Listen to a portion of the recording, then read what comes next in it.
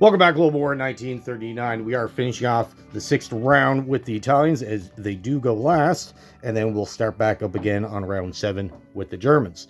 Now let's look into the Italian income and their purchase options. We do have 37 to spend.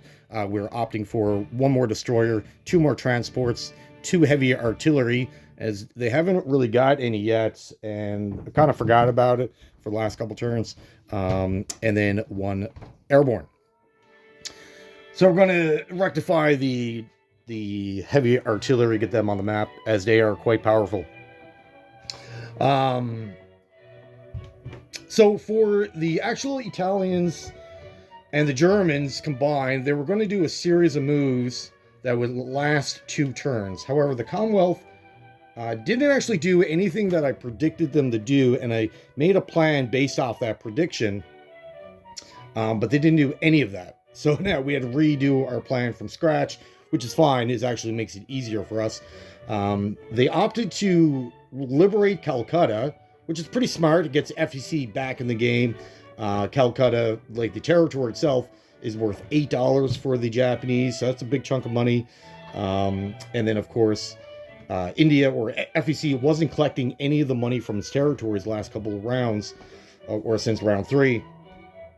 So now they're back. Now they're able to collect that income. They still got to rebuild the factory, of course, and start producing more units. So it's going to take a little bit of time for them to do that. That's fine. But in order to make that move in Calcutta, they kind of had to abandon Cairo to a degree. Right now there's 11 infantry and an airborne, but they had 2 Churchills, a medium tank. They had 3 fighters. They could have reinforced with another fighter and another 4 infantry, but they opted to do something else. Of course, they put their purchase down of 3 infantry. But the Commonwealth moves has actually made the job of the Germans and the Italians a lot easier, saving us time as we are now approaching the mid game or the middle of the game, and they are kind of running out of time to complete their objectives of the victory conditions. So by going after Calcutta, they actually did the Axis a huge favor. So let's thank them for that, and then move on with our objectives. So if this wasn't already a world war, we're going to expand the war even further. With Spain now becomes a pro-Axis neutral. In order to do that, you need to have France and any two of the Russian cities, or Moscow and one other, Stalingrad or Leningrad. Right now we have Leningrad and Moscow and Paris. So now they are ready to be liberated. Not liberated, but activated. I could have activated them at the end of last German's turn, just by moving in a couple of vehicles. But I really want Spain under the control of the Italians, especially that fleet in 36. That was the biggest prize. The army that Spain produces out of all the neutral countries, Spain is actually the strongest neutral, probably followed up. It's probably a toss-up between Sweden and Turkey, but Spain is definitely the strongest neutral country. And I figured that navy that Spain gets would be better suited under the Italian flag as opposed to the German. So we're going to activate them. Now that does do a couple things. It auto activates Portugal under the Commonwealth banner, and then so they'll get Portugal itself. They'll get a destroyer and a man here. It's not worth anything, but still a destroyer. And they get 2 more territories in Africa under Portugal. And then that auto activates Argentina, which doesn't really matter because the Brazilians already declared war on Argentina, so they're already stood up under the German banner. But it also makes Chile a pro-Axis nation as well. So we'll be able to collect $4 on the German turn, which is great. Spain and Portugal, they're both worth $3 each, so that's a toss-up. So no one really gains or subtract or benefits, and the fleet that Portugal gets is comparable to the Spanish fleet, so that's a wash as well. The army is where Spain overshadows Portugal. Portugal gets a fighter, artillery, 3 infantry, but Spain gets 7 infantry, a medium tank, a tactical fighter, artillery.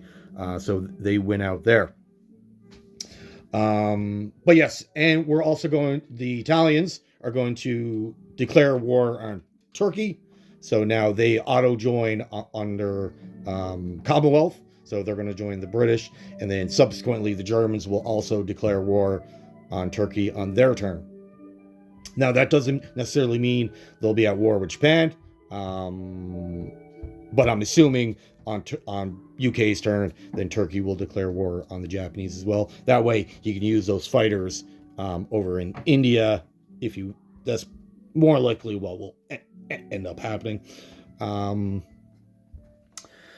All right, so and then what that also does by Argentina joining, then these Peru, Colombia, Venezuela will auto align to the Allies. So I'm assuming the Brazilian Americans will come and activate those 3 countries, giving them another $3. So money-wise, both sides will gain $6. The Axis will gain $1 extra in Chile for 2 turns, but then Chile will be quickly overrun by the Brazilian American combined might. So within 2 turns, the entirety of South America will be under America control. And there's very little that the Argentinians can actually do. They only start with 4 infantry. Brazilians don't really have a big standing army anyways, but the Americans come down with like tanks and artillery to tip the balance. So you could really only hope to collect for Argentina. You'll collect $6 over 2 turns. So, but all good. It's an extra $6, extra 2 infantry we could put in Europe that we otherwise would not be able to. All right, so back to the Italians. So we only have 2 battles to declare. And then the rest will be non-combat moves. 3 battles, sorry. 3 battles to declare. Let me get my markers out. So 1 is a walk-on. We're going to declare against this territory. And the counterattack to that will be a man and a fighter. I'm not really worried about it. We're going to attack the Turkish fleet, of course. We don't have any transports, otherwise I would go into Cyprus, but we'll worry about that later. And then Algeria. They do have their last French Foreign Legion, so he needs to go. Outside of that,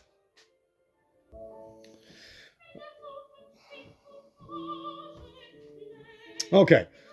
What is... All right, sorry, but I had to change the music. All right, so, what was I saying? Oh, yeah. So those are the 3 battles, and then we'll just do a bunch of non-coms and activate Spain, collect that money, and then we're good. So we're declaring war on Turkey. We're just going to attack the fleet, and then we'll let the Germans worry about the army. All right. We do need to clear the sea zone, otherwise... they would be considered Allied warships in the Mediterranean. We would lose out on our bonus, and there's no need for that to be happening.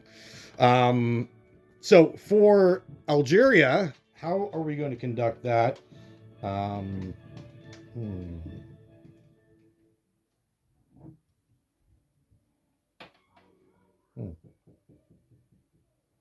guess we have 4 battles. Sorry. No, we'll just leave it there, I guess. Libya doesn't really matter, does it? I don't think they're going to be utilizing it, and we can just... yeah, let's go in there. Let's just get rid of that territory. Apologies. So we're also going to attack Libya as well. But it's just walk on, and it's not worth anything. I just don't want to give the Allies an opportunity to have a landing spot. Or maybe we should give them that opportunity, and then if they do land any planes there, we can just kill it. No, let's just take care of it. All right, so for Algeria, we're going to bring in 1 artillery and 2 fighters from Alexandria. That will give us our kill that we needed. But then we'll just have to worry about the counter or his return fire and hope he misses to claim the territory so we don't lose an artillery. For Libya, the man in Cyrenaica will walk down, and that's now back under Italian control. Over here in Egypt, Sudan, we have 4 Italians. We're going to walk all 4 of them down. This should put a lot of pressure on them. Even though they do have 3 armor down in South Africa, they can always drive up. And of course, the 2 Portuguese guys they just got. They'll be able to put boots on the ground or up pretty quick. And they got a bunch of Americans or Brazilians down in South Africa as well now with 2 transports, so they can swing up. So it's definitely not over. There's still a fight to be had there. We'll see how all that plays out. What else? So for 42, we're going to bring our entire Navy in 47 up to 42. We got 6 cruisers, a battleship, a sub, and 6 destroyers. So I'm not worried about landing hits. And on the return fire, he has a 5 and a 4. So he'll get 1 die at a 9. Even if he lands a hit, I'll just take it on the battleship. So I'm not going to lose anything. So we don't have to worry about that. And then we just got non-combat moves. Pretty sweet. Pretty sweet. One thing I was thinking about doing is bringing the tacticals down to kill this one guy, but is it worth risking a tactical to kill 1 infantry? Probably not. And this is where, when you're rolling out the French territories and you're like, I don't care about Madagascar, it doesn't really do anything. Well, it would have. It would have, because he has a escort carrier all by itself. If this was Vichy, then I could have brought my bomber down, killed it, and then landed safely. The bomber would have been killed because they got transports everywhere, but he would have lost his escort carrier. That's too bad. So when you're looking at the map and you're like, the territory is not worth anything, I don't really care about it, you still should, as it could change a battle or give you the potential to attack a unit that would otherwise be safe. But all good. Now, remember, these 2 transports are still Italian. They were just used by the Germans. So on the German turn, they'll flip back to Italian. So that's all the battles, and now let's do the run these, and then we'll do the non-com unit placement, all that stuff. All right. So like I said, for the fleet, I got way more than 24 hit points that I need to, or I need 3 actually. Again, sorry, I forgot the coastal battleship absorb hits. I need 3. I got like 4 or 5 hits available from that Navy. So again, doesn't really change anything. He does have a combat value for the battleship of 5, the destroyer at a 4. There's no planes. Turkey has planes, but it's in 1 sea zone over, so there's no scramble ability. Even if there was, he wouldn't, because he would just sacrifice the fighters for what? To kill one destroyer or a sub? That would not make sense. Anyways,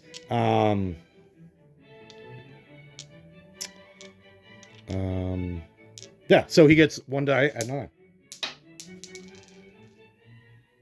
Do you see that? Roll the 12. Roll the 12. Wouldn't even matter, even if he hit. Let's assume he did hit. I would have tanked it on the battleship, and then where there's a naval port in Sea Zone 42, the very next Italian turn, that would have repaired, and then we just carry on from there. So it wouldn't even mattered. So this is all dead. So now we regain our national objective by having no allied vessels in the Mediterranean, and we retain our $3 income, which is fantastic. So that's 3 of our battles. The next one is for the French Foreign Legion down here. So we got 2 fighters, artillery, and the artillery is really only there to shield our fighters from his return fire. This is a French Foreign Legion, so it's not a regular infantry. So he does get a 1 roll at 5 to return. Roll a 7. All right, everything's safe. Everything's good. So he dies, and this territory flips to Italian. And we are good to go. Okay. That is it for all the attacks. Let's get in the non-combat.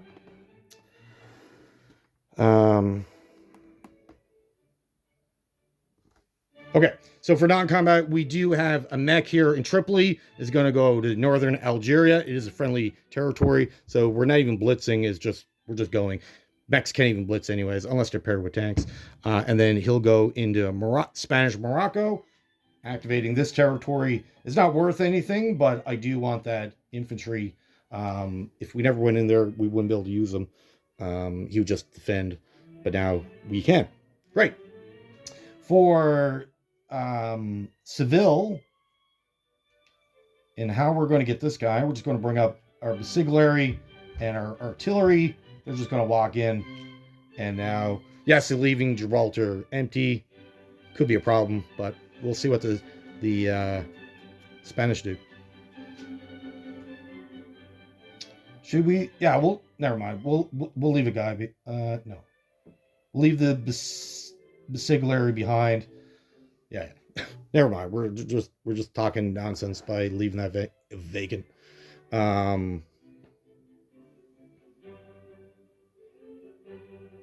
He still can attack it, but now it's just not a walk on. He'll actually have to commit to fighting. All good. For Madrid, well, we do have a cavalry. Cavalry are allowed to blitz, so he'll move into Madrid, and then our light tank in Turin. Can you see all this? Yes. In Turin, we'll move through Marseille and end up in whatever that territory is called, the northern Spanish territory. So that's now activated. So we got all of them activated. We gain access to that fleet. They can't do anything yet. We have to wait till the next turn to actually move them. But they're all activated, giving us an extra 3. And then, like I said before, this auto aligns Portugal, auto aligns Argentina.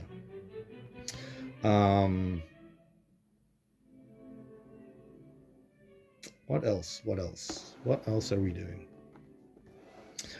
These 2 destroyers and a sub in 46 will move up to 36. So that will complement our Spanish fleet. We do have an air transport with a guy. 1, 2, 3, 4, 5. So we'll drop him off. I guess we'll drop him off in Upper Egypt. 1, 2, 3, 4, 5. And then the air transport will land in Alexandria with the rest of our Air Force. The tank in Tobruk will travel 2 spaces to Egypt as well. And our 2 tacticals will also go to Egypt for no real reason other than to make the Commonwealth think twice about attacking us, which I don't think they will. They can only really attack with infantry, and their defense stat is way better than their attack stat. But you never know what they'll do, so we'll play safe, I guess. Other than that, we don't really need to do anything else.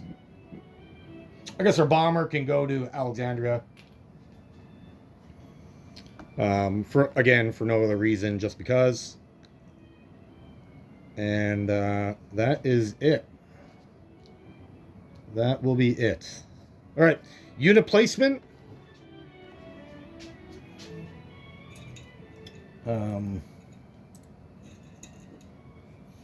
So our transports, destroyer will go in 39. The airborne will go in Tripoli. And the 2 heavy artillery, we'll put them up in Rome. Yeah, we'll put them in Rome. That should be good. All right. That is it for the Italians. I'm going to calculate their income and get back to it. Okay, so for territories, we are at 34, and then we have 2 bonuses of 3 each, putting us at $40 for the next turn. All right, that is great, fantastic. The Italians will be able to do something with that, and that'll be it for this round, and we're going to move on to the Germans. All right, well, thank you for watching. Have yourself a great day.